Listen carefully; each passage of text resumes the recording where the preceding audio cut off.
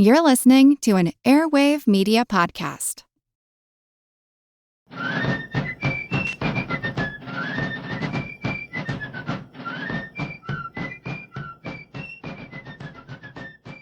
Hello, and thank you for joining The American Revolution. This week, episode 352, The First States to Ratify. Last week we covered the end of the Constitutional Convention in Philadelphia and the decision by the Confederation Congress to express no opinion on the final product. Instead, they simply forwarded the Constitution without comment to the states for their consideration. The decision to ratify or not was left up to the people of each state. The first state to receive the proposed Constitution was Pennsylvania. After the convention wrapped up its business on September 17th, printed copies of the document were available on the morning of September 18th. It was formally presented to the state legislature at 11 a.m. that morning. Delivery was not difficult. The Pennsylvania legislature had been meeting on the second floor of the State House, while the convention was meeting on the first floor. The day after the convention disbanded, the legislature moved back downstairs into the room that had been used by the convention, and that's where they received their copy. Now, even though Pennsylvania got a copy first and acted quickly, it was not the first state to ratify. It lost that race to Delaware. The smaller state received the Constitution probably within a day or two of its printing. It's likely that George Read brought a copy home with him when he left the convention. The legislature, however, was not in session and had to be called into a special session to consider the Constitution. Now, despite being a small state, Delaware was politically divided. Since independence in 1776, conservatives and liberals in that state had had some of the most violent partisanship over elections of any of the 13 states. The conservatives, who mostly lived in the southern part of the state, were at various times called Tories or the Court Party, the Church Party, or the Aristocratic Party. The liberals, who were concentrated in the northern part of the state, were known as Whigs or the Country Party, Presbyterian Party, or Democratic Party. General elections for state legislatures were scheduled for October 1st, 1787. Those actually had to be suspended in Sussex County after armed riots kept the people from voting. The election had to be held on October 15th instead, and even after that, violence and threats during the elections would cause the state legislature to refuse to seat some of the winners. Yet, when it came to the proposed Constitution, the state was amazingly united. Both parties favored a stronger federal government for many years. The state had supported the Annapolis Convention in 1786 and sent one of the largest delegations to the Constitutional Convention in Philadelphia. Before the convention was complete, the legislature convened in late August, anticipating a report from the convention. Members then went home to get ready for the October elections. When violence delayed the elections, the new legislative session did not begin until October 24th. By that time, the proposed Constitution had been circulating for over a month. The Assembly took up the Constitution on its first day back and submitted it to a committee. The committee took one whole day to report back and call for a state convention. The Assembly scheduled the convention to start on December 3rd. Although the new Constitution gave proportional representation to the House, tiny Delaware was very happy that the Senate gave representation by state. But beyond that, most of Delaware's enthusiasm for the new Constitution was economic. Delaware received its imports through Philadelphia, so its population had to pay the tariffs and import fees in the form of higher prices, while all the benefits of those tariffs and fees went to Pennsylvania. Under the new Constitution, these duties would be collected by Congress for the benefit of everyone. Further, the sale of Western lands, which came from other states, would benefit everyone as well. That funding from land sales meant that Congress would no longer be demanding appropriations from all the states. Beyond that, the Constitution would pay the salaries of congressional delegations. That had been a burden on the state under the Articles. Delaware also expected the new federal government would assume its war debt. So Delaware was getting lots of benefits and revenue that would come from other states. Delaware leaders also hoped that fast action might contribute to their case to seat the new national government in Delaware. Now, despite the fact that both factions supported the Constitution, there was still some fighting over the election of delegates. Once selected, though, there was little argument. 10 delegates from each of 3 of Delaware's counties met at Dover as scheduled on December 3, 1787. All 30 delegates showed up and found themselves in agreement. 4 of the participants at the ratifying convention were men who had signed the Constitution on behalf of Delaware in Philadelphia. After 4 days of review and relatively little argument, the delegates voted to ratify the Constitution in full without any amendment on December 7th. It was a unanimous 30-0 vote. The convention also unanimously voted to donate land for the new federal capital. Their work was done, they wrapped it up, and they sent the response back to the Confederation Congress. So now we get back to Pennsylvania, which had hoped to be the first state to ratify. As I said, Pennsylvania was in session when the Constitution left the convention. On September 28th, about a week and a half after they had received the document, the Assembly proposed calling a convention. This was even before they had heard that the Confederation Congress was forwarding it to the states, since the Confederation actually made that approval on the same day they called for the convention. Its reason for the rush was that the session was supposed to end on September 29th. Members of the Assembly did not want this to wait until the next session. A majority in the current legislature favored the new Constitution. It wasn't clear if a new legislature following the elections would be as enthusiastic. Pennsylvania also wanted to be a contender for the new national capital, and it thought that an early and enthusiastic ratification would help them in that competition. Unlike Delaware, Pennsylvania had some opposition. These men came to be known as the Anti-Federalists.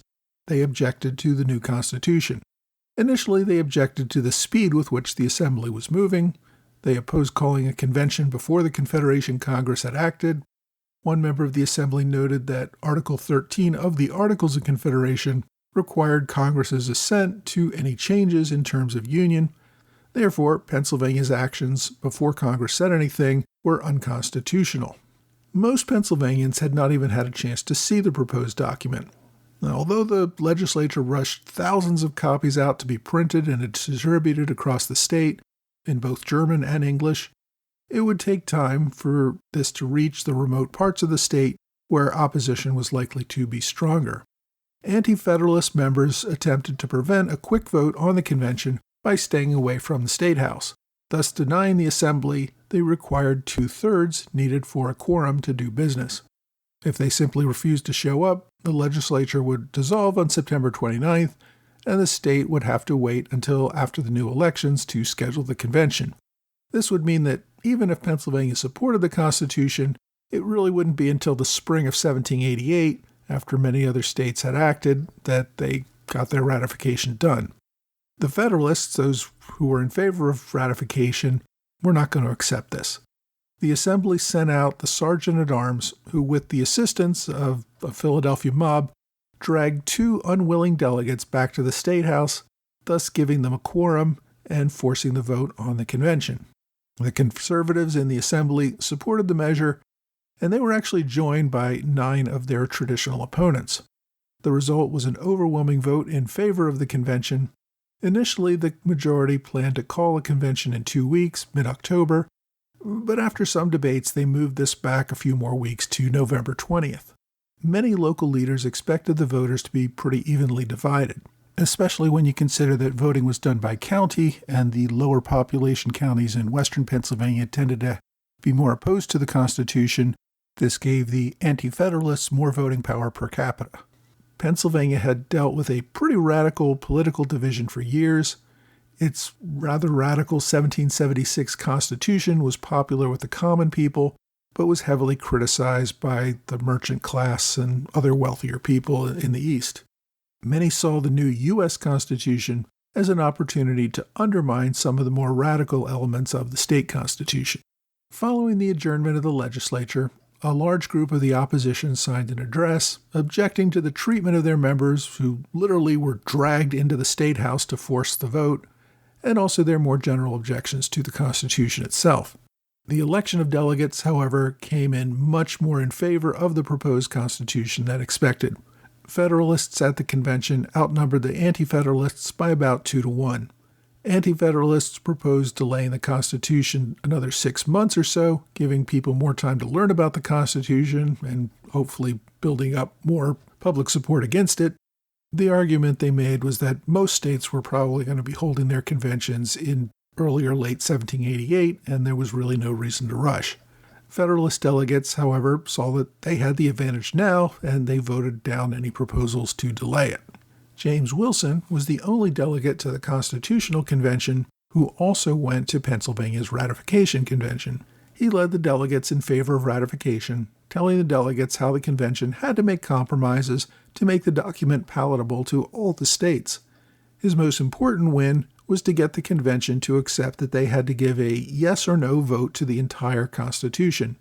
They could not vote on parts of the Constitution nor suggest changes. Opponents proposed multiple amendments and moved that their suggested changes at least be recorded for the record. The majority rejected this and other efforts even to suggest any changes. Frustrated by being shut out of any discussions, Anti-Federalists published a pamphlet with their proposed changes, which would be circulated publicly. This might have gotten some public support, but it was too late for the convention. After about 3 weeks of debate, the convention voted 46 to 23 in favor of the Constitution as proposed. Pennsylvania's ratification of December 12th was just 5 days after Delaware's ratification. Even after the state convention voted for ratification, the Anti-Federalists circulated a petition signed by thousands objecting to the Constitutional Convention exceeding its authority and requesting that the legislature not confirm the results of the ratification convention. In the end, this was too little too late. The legislature did nothing to object, and Pennsylvania was committed to ratification. The third state, and the only other state to complete the ratification process in 1787, was New Jersey. Much like Delaware, New Jersey saw the economic benefits of having import duties that benefited the whole country. New Jersey's imports came through the Port of New York or Philadelphia, which benefited those states at the expense of New Jersey. New Jersey would also benefit from the sale of western lands that other states had to surrender. New Jersey's government at the time was big on paper money, something that the new federal constitution would prohibit. But despite this dispute, state leaders seemed to think that the Constitution would be a net positive for the state. New Jersey also owned a disproportionate amount of federal debt from the war. If the new government increased the chances of that money being repaid, it would greatly benefit the state, and particularly very powerful men in the state. New Jersey had long seemed to favor making these changes to the Articles of Confederation. It was the first state to choose delegates to attend the convention in Philadelphia, despite the fact that much of what has become known as the New Jersey Plan had been scrapped at the convention. State leaders still strongly backed the final document as being much better than the Articles of Confederation. Like Delaware, the New Jersey legislative session began in late October. It took up the Constitution right away and quickly authorized a state convention. The election of delegates to the convention took place in late November. 3 delegates were chosen from each of the state's 13 counties. The convention met in Trenton beginning on December 11th. Again, New Jersey's convention ended up being much like Delaware's. There was almost no opposition and a general consensus to support the document. The delegates spent a week setting up rules for themselves, reviewing petitions and letters sent in by citizens, and reviewing the document itself. Then, with relatively little debate, the delegates agreed unanimously to approve the Constitution without any changes on December 18th. The convention remained in session for 2 more days while delegates signed 2 copies of the resolution, one to send the Confederation Congress, the other for their state archives. The delegates also offered up 10 square miles of land to host the new federal capital. They paid the delegates for their time and sent them home on December 20th. While those are the 3 states that completed ratification by 1787, there was a 4th state that had actually begun its convention in 1787, and that's the state of Georgia. It took a few weeks for the Constitution to reach Georgia, probably arriving on October 10th when William Pierce returned with a copy for Governor George Matthews. The copy that Pierce brought with him included Congress's September 28th decision to transmit the proposed document to the states, so this was not the original document that was printed in Philadelphia. It was a document that was probably printed in New York after the Confederation Congress gave its approval. Once it reached Georgia, local newspapers began printing copies to be distributed throughout the state. And one might expect to find some anti-federalist sentiment in Georgia. The state had regularly quarreled with the Continental Congress both during and after the Revolutionary War. The biggest post-war issue was with regard to treaties with Indians. Georgia wanted to make its own treaties and openly resented Congress's efforts to come to terms with the native inhabitants. Georgia had land claims reaching all the way to the Mississippi River. It had seen more western expansion of its population than any other state since the end of the war. It did not want to cede even more diplomatic power to the federal government. Georgia's interest in the process up until this point had been less than enthusiastic. Georgia had appointed 5 delegates to the convention in Philadelphia. Only 4 of them showed up. None of them stayed for the entire convention. During most of the convention, only 2 delegates were present, and none of them seemed to contribute much to the debate. The most active delegate, Abraham Baldwin, spoke only 8 times during the entire convention.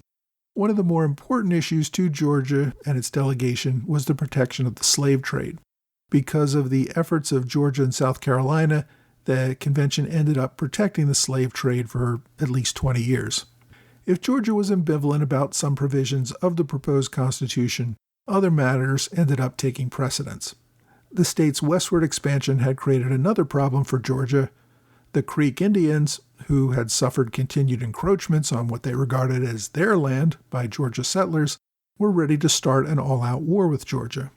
The hostility had heated up, particularly through 1787, and was reaching a boiling point. Georgia, with a relatively small population, at this time it was only slightly larger than Delaware, needed the help of other states if the Creek went to war with them. Refusal to join the new Union of States could mean horrific defeat against an enemy known to be merciless in its warfare. Georgia also shared a southern border with Florida, which was back in Spanish hands. This was a great concern that relations with Florida might not remain amicable.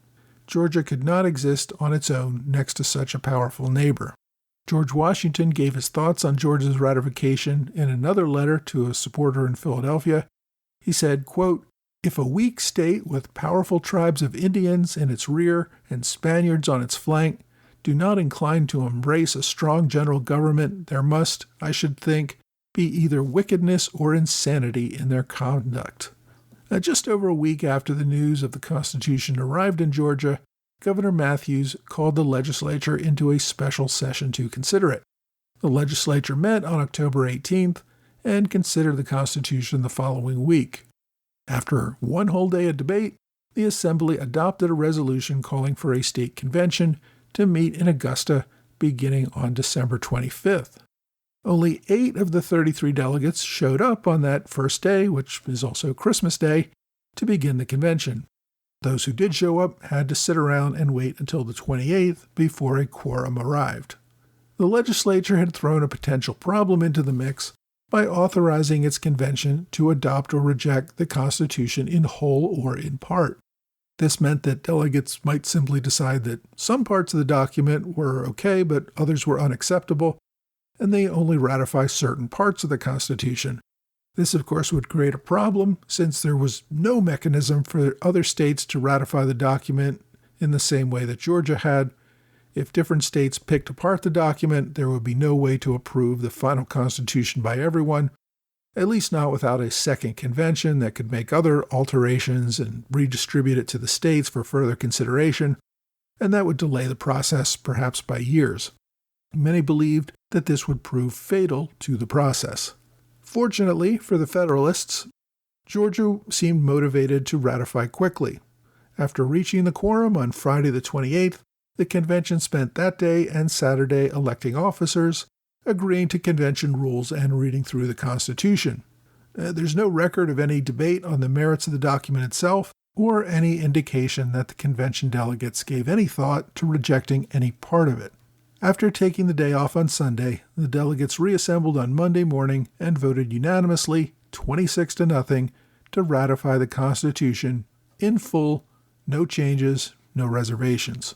It took 2 more days to draw up the paperwork so that the convention formally confirmed its vote on January 2nd, 1788. So, within a few days of the end of 1787, 4 states had ratified the Constitution, 3 of them unanimously. The country was nearly halfway toward the 9 states it needed for the Constitution to go into effect. These states had also set the precedent that ratifying conventions should simply vote yes or no.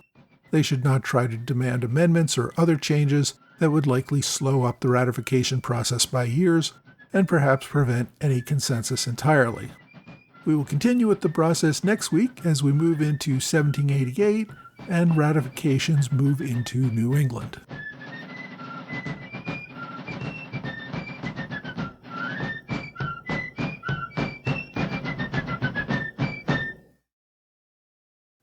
Hey, thanks for joining the American Revolution Podcast After Show, part of the Airwave Media Network. Thanks to my Patreon supporters in the Alexander Hamilton Club, George Davis, Mike Hager, John Celentano, Michael Mulhern, and Mitchell Anderson. Thanks also to Robert Morris Circle supporters, Richard McCabe, and 10crucialdays.org, where you can get great resources about events from Washington's crossing of the Delaware through the Battle of Princeton. I also want to welcome Nick Carlock and Jeff Davis, who joined us on Patreon at the standard bearer level. Like everyone who joins at the $10 level or higher, they will receive a magnet with a different flag from the American Revolution each month. I really appreciate everyone who can support this podcast, either through ongoing membership on Patreon or a one-time gift via PayPal or Venmo. Now, before we get into our discussion today, I want to mention one other thing. Some of you may know Scott Rank, who runs the History Unplugged podcast. He and his family suffered a major house fire last month. It's going to take months before they can rebuild their home and their family can return. If you know Scott or you enjoy the History Unplugged podcast, I've posted a GoFundMe link for him on my blog this week, and please consider helping out him and his family. This week we covered the first 4 state ratifications. 3 of them were unanimous, and the 4th, Pennsylvania, still went pretty smoothly. Now, this would not be indicative of the entire campaign.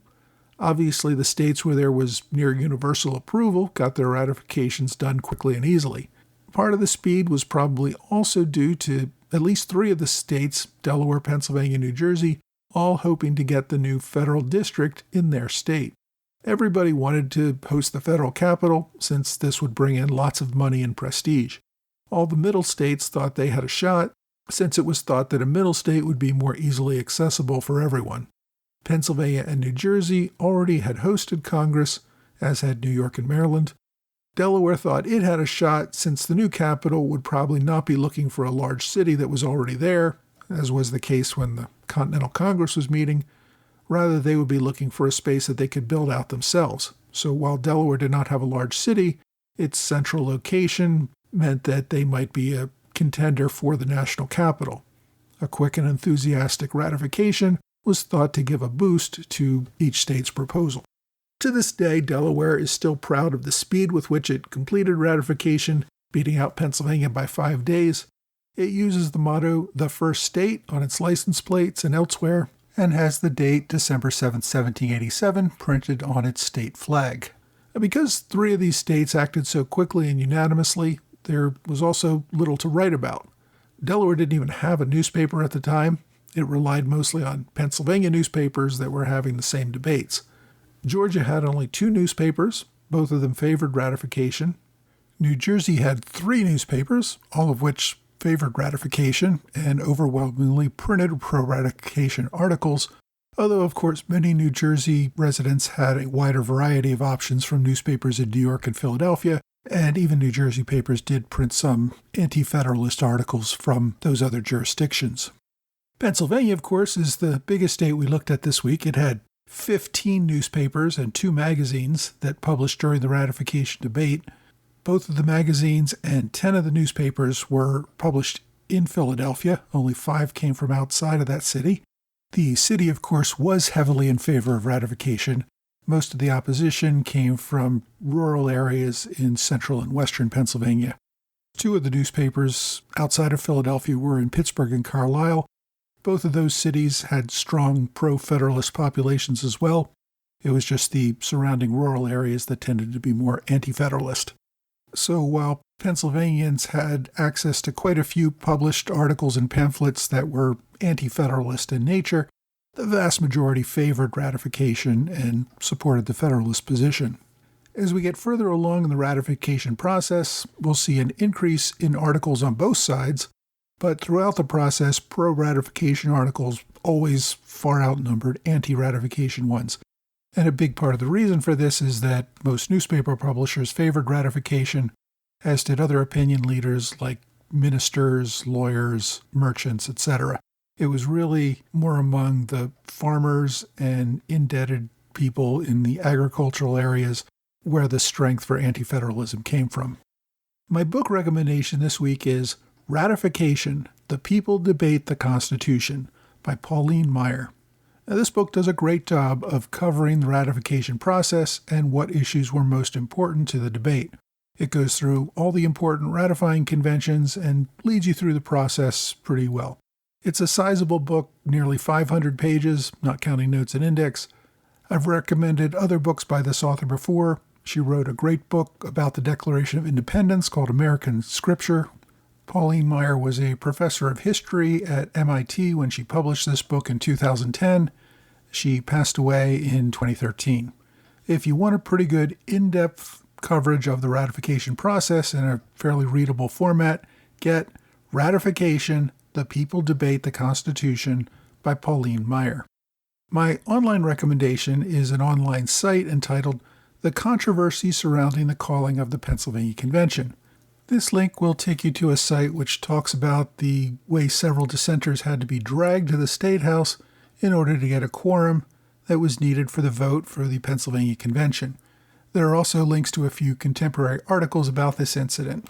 It's an interesting one, little story about how some brute force was used to get this job done.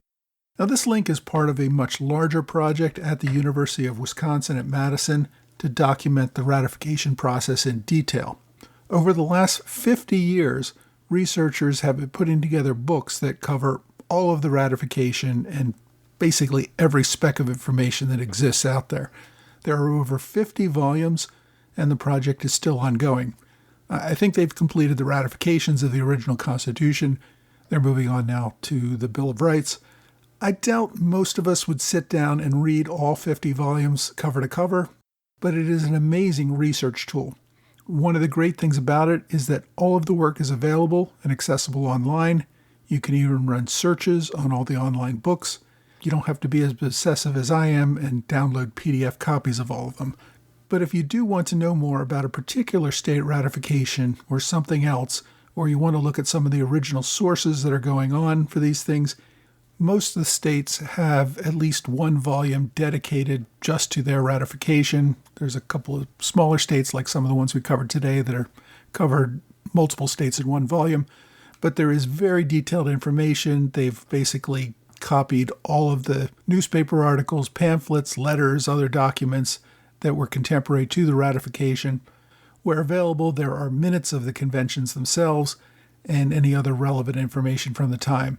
It really makes researching the details of these things so much easier.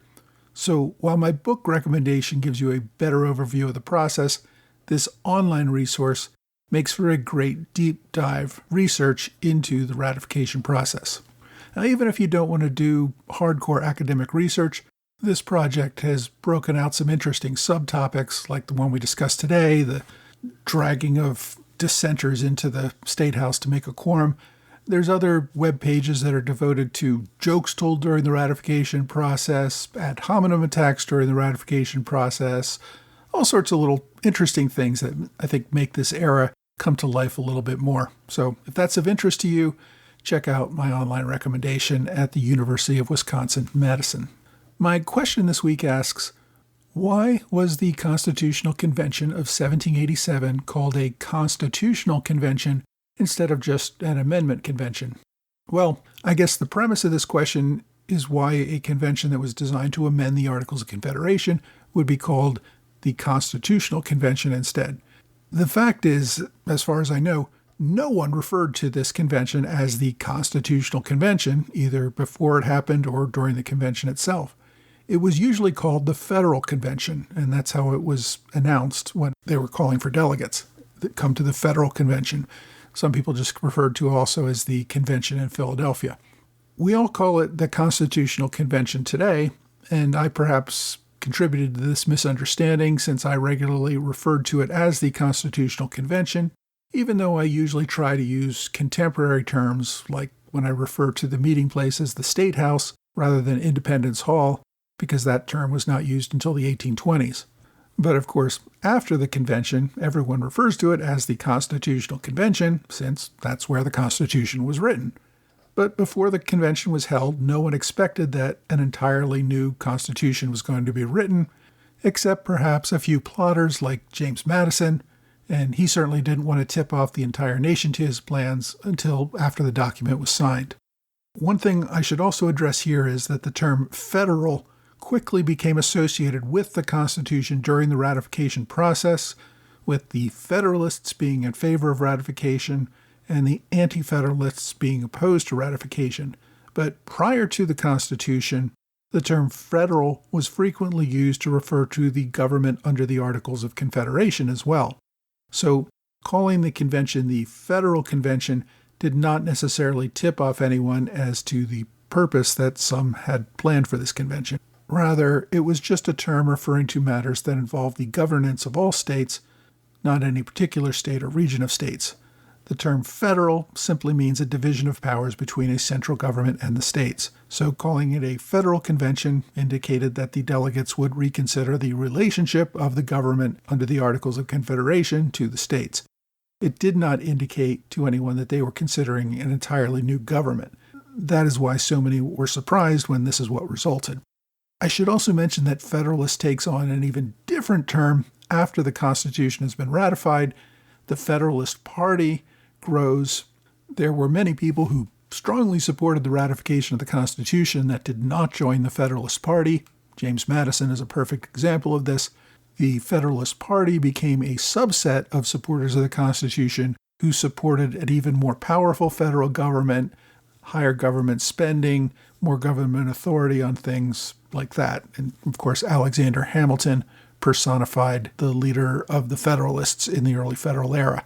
So these terms really did change over time. But all that's a long way of saying that this was called the Federal Convention, not the Constitutional Convention. It only became known as the Constitutional Convention after the convention produced the Constitution. If you have a question you'd like me to answer, please reach out to me either via email or on X, Facebook, Quora, or Reddit. Well, that's all for this week. I hope you will join me again next week for another American Revolution podcast.